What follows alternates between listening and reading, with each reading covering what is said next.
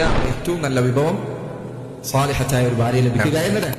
നോക്കൂ, നിങ്ങൾ ചിലപ്പോൾ നിന്റെ വീട് ചെറുതായിരിക്കും, നിനക്ക് സാമ്പത്തികമായ പ്രയാസങ്ങൾ ഉണ്ടായിരിക്കും, നിനക്ക് നല്ല ഒരു വാഹനം ഉണ്ടാവുകയില്ല, നിന്റെ കച്ചവടത്തിൽ നിനക്ക് പ്രയാസങ്ങളുണ്ട്, പലതരം ബുദ്ധിമുട്ടുകളുണ്ട്. പക്ഷെ ഈ ബുദ്ധിമുട്ടുകളൊക്കെ നിനക്ക് കവച്ചു വെക്കാൻ സാധിക്കും വീട്ടിലേക്ക് കയറിയാൽ നിന്റെ മനസ്സ് തണുപ്പിക്കുന്ന ഒരു ഭാര്യ നിനക്കുണ്ട് എങ്കിൽ.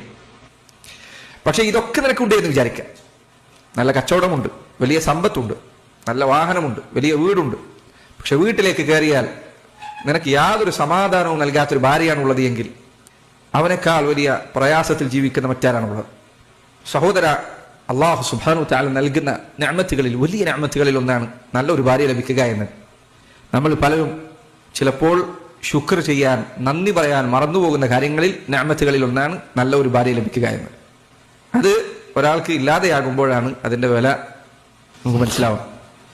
നബി സല്ലല്ലാഹു അലൈഹി വസല്ലം മറ്റൊരു ഹദീസിൽ അവിടുന്ന് പറഞ്ഞു, അദ്ദുനിയ മതാഉൻ, ദുനിയാവ് വിഭവങ്ങൾ കൊണ്ട് നിറഞ്ഞതാണ്. പലതരം വിഭവങ്ങൾ ദുനിയാവിലുണ്ട്. വഖൈറു മതാഇദ് ദുനിയ അൽ മർഅതു സാലിഹ, ദുനിയാവിലെ ഏറ്റവും നല്ല വിഭവം സാലിഹത്തായ ഒരു ഭാര്യ ലഭിക്കുക എന്നതാണ്. നബി സല്ലല്ലാഹു അലൈഹി വസല്ലം പറഞ്ഞു, മിൻ സആദത്തി ഇബ്നി ആദമ സലാസ, ഒരു മനുഷ്യന് സൗഭാഗ്യം ലഭിക്കുന്നതിന്റെ അടയാളങ്ങൾ, ഒരാളുടെ സൗഭാഗ്യം, ദുനിയാവിലെ സൗഭാഗ്യത്തിൽപ്പെട്ട 3 കാര്യങ്ങൾ. ഒന്ന് അൽ മർഅതു സാലിഹ,